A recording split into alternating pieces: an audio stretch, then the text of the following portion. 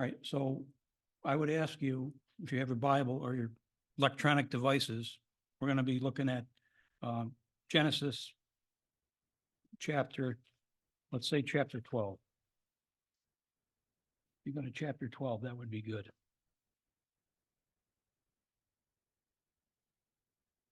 This is not the first time you've seen this map today.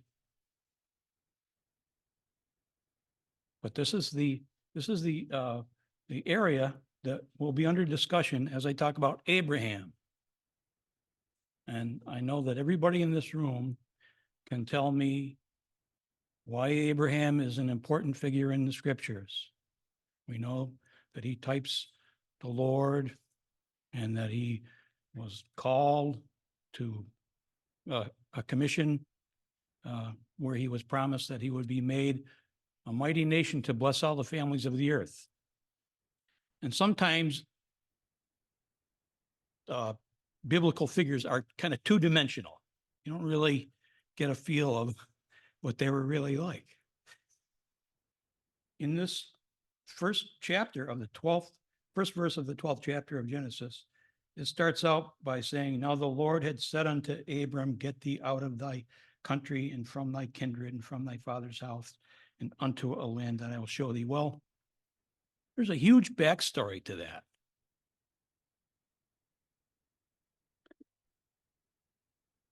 If you look a little further back in the 11th chapter, it mentions in the 27th verse, it mentions Abram, we should call him at this moment, Terah, his father. And we read in the 28th verse, Haran, which is one of Abram's brothers. His brothers were Nahor and Haran. We read that Haran died before his father Terah in the land of his nativity in the Ur of the Chaldees. And then Abram and Nahor married and so forth. So I want to fill in some of the blanks here. You know, we have God's word that tells us what we need to know. We also have people who are historians and anthropologists who have researched this area of the world, and we have other things that we've learned about Abraham. Let's see, I'm going to get another map up. So Abraham, we find him in the story in Ur of the Chaldees, Chaldean mountains. And on present day geopolitical map, that's where you see it. Everybody can see that little red pin at the bottom there, right? And sometimes people wonder, is the Bible historically accurate? Is it true? You know, and Ur was a city, and it was discovered very easily by archaeologists because there were buildings that were famously called ziggurats, and you can see them there today. This is a Google Earth shot, and if you zoom in there, you can see it. I guess if you want to be a tourist, you could go there today and go see it, I guess. It's in southern Iraq. Probably wouldn't be welcome if you're an American, but it's a historical site. And today, that little 3 dots that you see there is the approximate location of the city of Ur, the ancient city of Ur, which was a port city. And I found this kind of a crummy map, but these people had the right idea. And I don't know if you can see this. The Persian Gulf extends up into the dark blue, and then there's kind of a lighter blue above that. That's where the Persian Gulf used to be. But the silting of the rivers has brought all this landfill down. So Ur is today farther from the sea than it used to be. And I'm saying all this because I want us to understand that Ur was a port city. It was a center of commerce. And Terah, Abraham's father, was a merchant prince in that city. And Abraham was rich. It might surprise some people to hear that, but I think we should all know that. Abraham was a rich man. And when Brother Russell describes Abraham's station in life, he says that a title that might be used to describe him would be that he would be a sheik, meaning somebody who was kind of royalty, had a lot of influence, had some serious money, and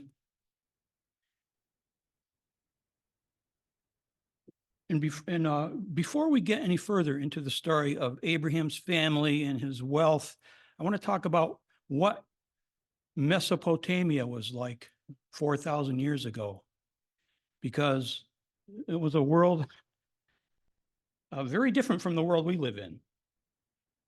And I would like to preface my comments about Mesopotamia by telling you about a book that I read years ago, one of my favorite books, by William Manchester, who was a professor of history at Wesleyan College in Middletown, Connecticut, where my wife is from. And this is a man who is extremely careful researcher. He submits his manuscripts to other people who are experts in their fields so they can verify that what he said is correct.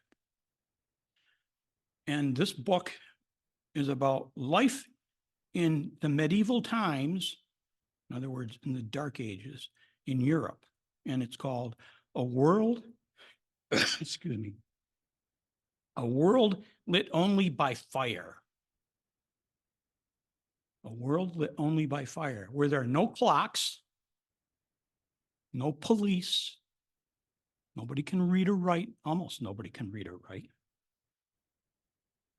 where he describes the typical dwelling of a family as containing a heap of straw, which everybody sleeps on every night together, which is seething with vermin, his words,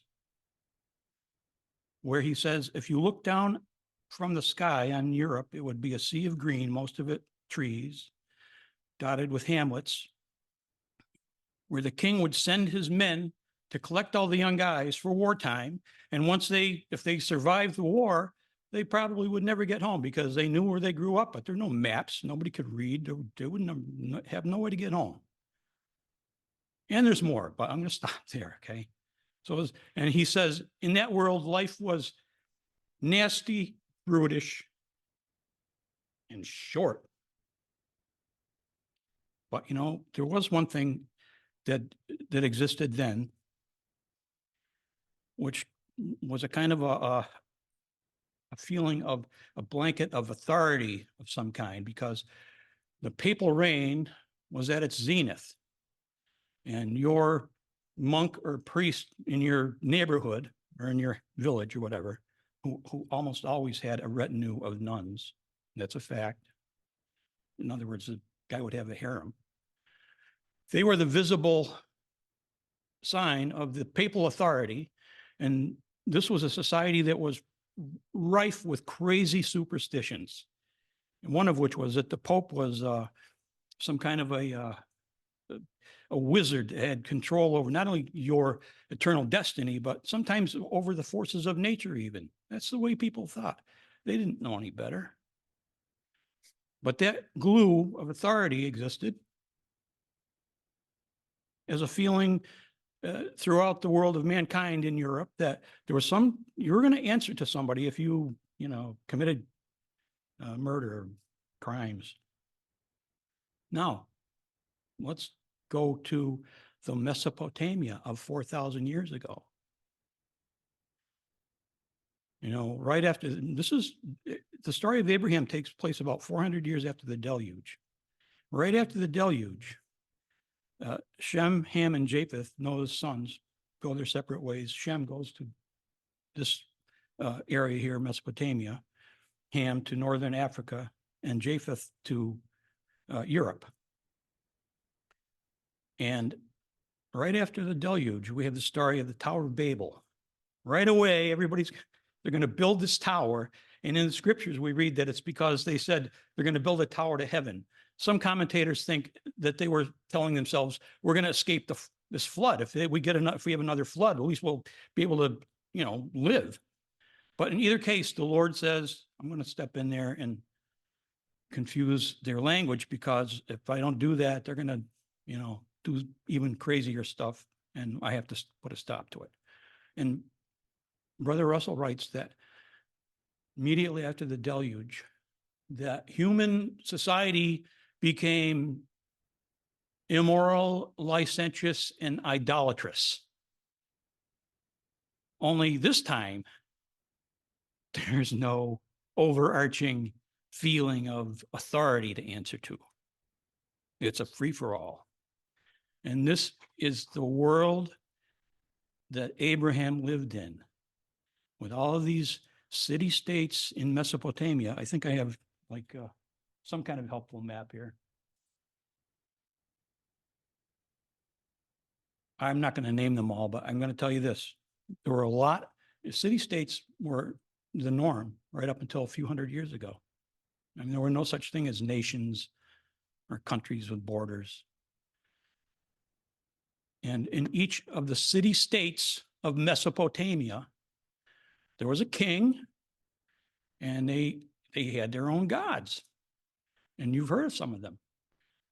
Baal was a popular god. He was found to be in more than one city. There was Moloch, about whom we read that there were children sacrificed to Moloch.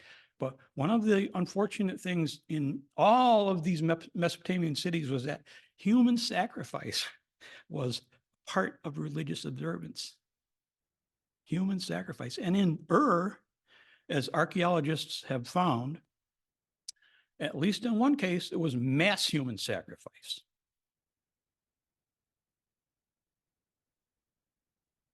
So my question I would ask myself, and I have, is how does somebody that's living in a society like this manage this incredible connection with God? You ever wonder about that?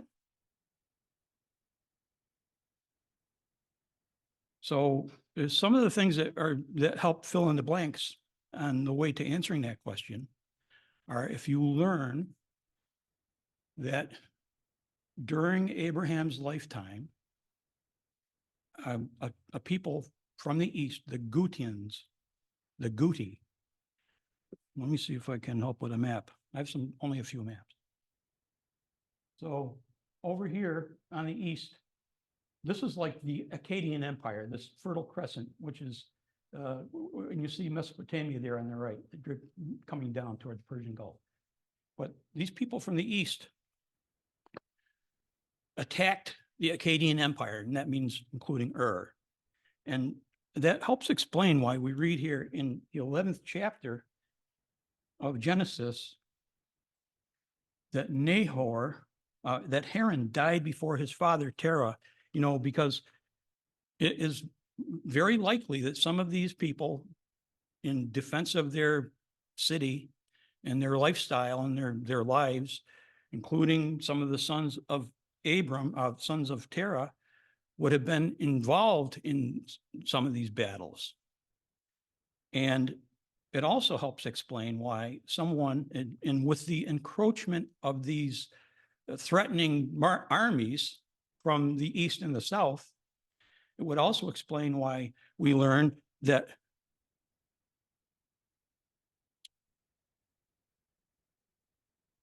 find my place here.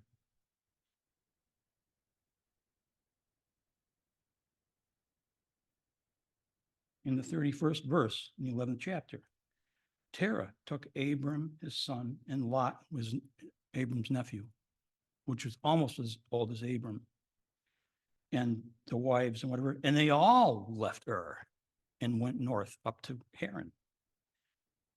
That would explain, so I want to say something about this journey. But first I want to say something about Abraham's call. And this is partly a construct of my having read novelists, historians, the Bible, but I think it fits because I asked a question, which is, how does someone from a society like this get a call to become a giant of human history and of the Bible? And I think that these go back to the gods of the Mesopotamian cities. The god of Ur was Naanan.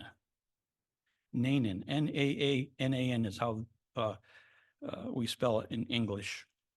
And it was the moon. The moon was God in Ur. And the moon was a bloody god, as all the gods were in the Mesopotamian cities. And some people who have written about this point out that the priests of the bloody gods in the Mesopotamian cities were sometimes giving advice to the kings as seers.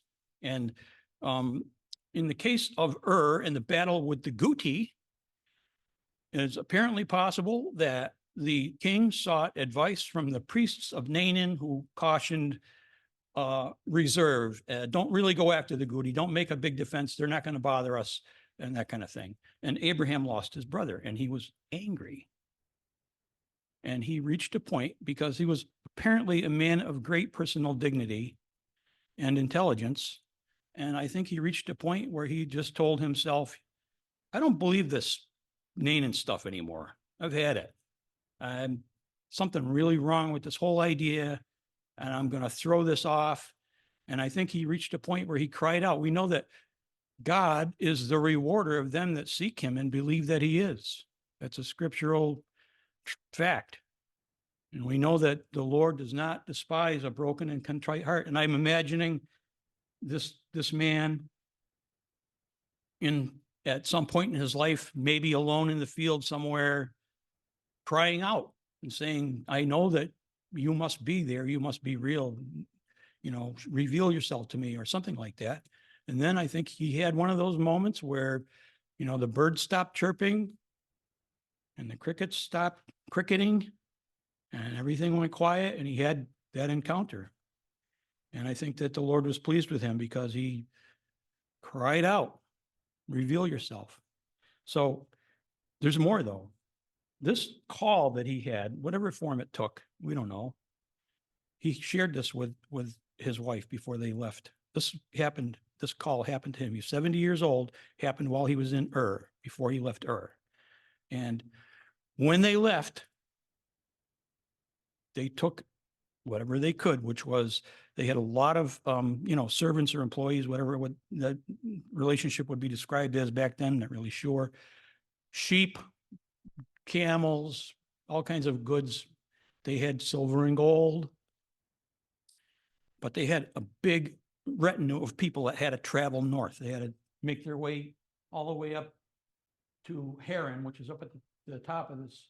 They had to go 500 miles, but it wasn't like they could walk 500 miles, because they had livestock, and they had, they could only move a few miles a day, probably, maybe 4 or 5 miles. And they had to stop at these individual cities for replenishment of certain goods. You can't drive across the country without stopping to get a sandwich, right?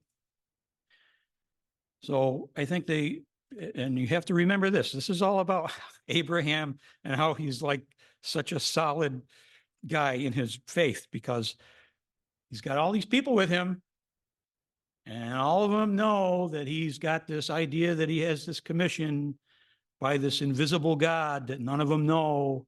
And you know what kind of talk goes on amongst the employees, right?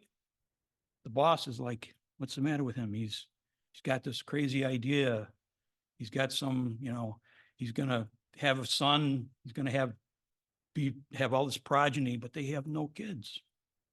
And this goes on for 16 years with Abraham, with this huge retinue of people in his entourage, where he has claimed that he's supposed to be the progenitor of this race that will bless all the families of the earth. And everybody knows it by now. All right. And it's like every single year, there's no kid. This is a society where primogeniture reigns. The oldest son gets everything. There's no probate or any of that, but they have no kids. And he is living with this pressure this whole time. Finally, they decide, what are we doing? I'm sorry, I had to interrupt myself. When am I supposed to wrap it up?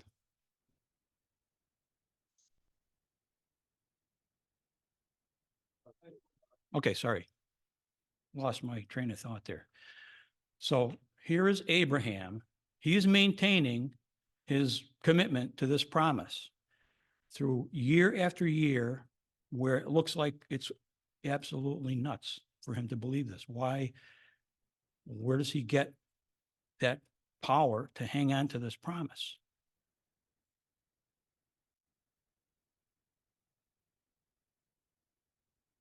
I think that Abraham was conducting caravans. This is like a smattering of things to show what kind of a character Abraham had, because he's kind of flat in black and white on the page until you start really looking at what happened to him. They went all the way up to Haran, which is at the top of that green arc up there. And they were there. It was 5 years later that his father died. So Abraham was 75 years old then. And he knew that he had this call. And so he continued on the call. And he headed, this is kind of the route. I dragged this out on Google Earth. It's kind of close. Obviously not exact because nobody really knows, but the Haran would have been up above where you see the Syrian border today. And the distance between and Haran would have been like 500 miles, 500, 600 miles. And then the rest of his journey down to Canaan is another 500 or 600 miles. And again, if you knew exactly where it was, it doesn't matter because you're on foot. It's taking you forever to do that. This ark, if you had dromedaries and you loaded them up with your stuff and you wanted to go and you had to travel on that ark because you can't cross the desert. You have to stay where there's water. Okay. In other words, I think we all recognize that. If you want to get from over to Canaan, if you try to go right straight across, that's not going to work. That route there, I tried to calculate it by looking at how many miles can you move a day in the desert with a dromedary, which is the type of camels that they have today. And apparently they move like a moose. They're big, they have long legs, they take big strides and they move pretty quickly, go about 40 miles a day. So if you were a caravaner, you could cover that distance and come back 45, 90 days, depends, I don't really know, but it's possible to do that repeatedly in a year. And I think that Abraham did that because when we get to the part of the story where they're heading for Egypt, they left Haran and they headed down to Canaan, and the Canaanites were in the land, and there was a famine too. So they said, we're going to go to Egypt because we can get food. They have food there. And trying to find my place in the scriptures here. I didn't mark my book that carefully, but we all are familiar with the scriptures. He told his wife, when we get to Egypt, you have to tell them that you're my sister. She was his sister, by the way, because Sarah was the daughter of Abraham's father, but not of Abraham's mother. She was his half-sister. And when they got to Egypt, he knew what was going to happen. Apparently, she was a very beautiful woman. And he said, when we get there, they're going to see you. And they're going to say, we're going to take this woman to the Pharaoh. And they'll kill me so that they could have a legitimate claim to you, unless you tell them that I'm your brother. And that will save my life.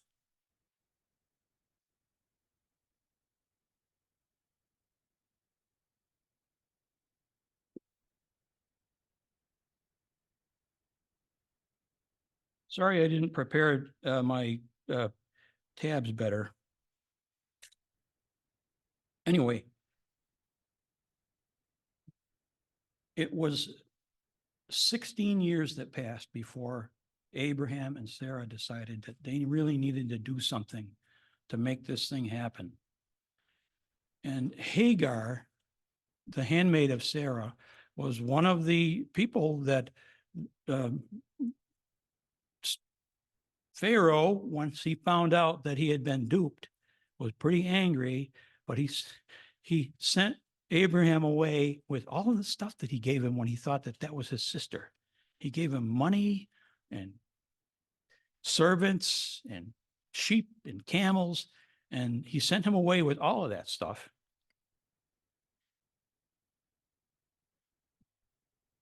And after that, they decided, and one of those things that he was sent away with was this handmaid Hagar, who was Sarah's personal servant. And, you know, this is the kind of thing I think about when I think about Abraham now. You know, this is not a thing that's addressed in the scriptures, but you got this rich guy. He was very rich. That's the phrase you find in the scriptures. And the wife's servant, her chief handmaid, she must hear what they're saying about her stress about not having a kid, right? And I can only imagine like the female politics things happening, because this younger woman knows that they got to have an offspring. And I think that was a very tough thing for them to go through. Finally, you know, they give in, and she conceives by Abraham, and that whole thing goes sideways right away, because the handmaid now despises Sarah because she could have a baby and the wife couldn't. And Abraham wants to love this son, but the son despises Abraham because his mother is allowed to be treated poorly. So that never worked. They never hit it off. And it must have been very difficult. And now this is 14 more years past. Abraham was 86 years old when they had Ishmael. And now when he's 100 years old, they have the child of promise, Isaac. And everything is going swimmingly for a short time thereafter until Isaac is a young man. And I think Isaac might have been maybe in his late teens when the Lord says to Abraham that he wants him to sacrifice his son. And Abraham doesn't hesitate. He doesn't hesitate. And we read in Hebrews that it's because Abraham just believed that God could bring his son back from the dead. That was the depth of the faith that he had. And at that point, the Lord reaffirms his commitment. He swears by himself this time that he's going to make Abraham a great and mighty nation. So, you know, all of the typical features of Abraham's life are so important in the scriptures. But I wondered about him personally and what kind of what made him special. And I thought about those things that concerned his upbringing and the times in which he lived in society, and how that affected how we would see him if we knew that about him. And I think that in considering those things, that it brings him more to life for us when we realize that he really toughed it out year after year with this burden that few of us could have borne. And I just think it helps us to understand why he's such an important person in the scriptures, and why 2/3 of the human race points to him as the father of their faith. There's like, what, 7.5 billion people on the earth right now. Anyway, I think I'm quite short of my time, but I'm going to conclude and ask the Lord as blessing.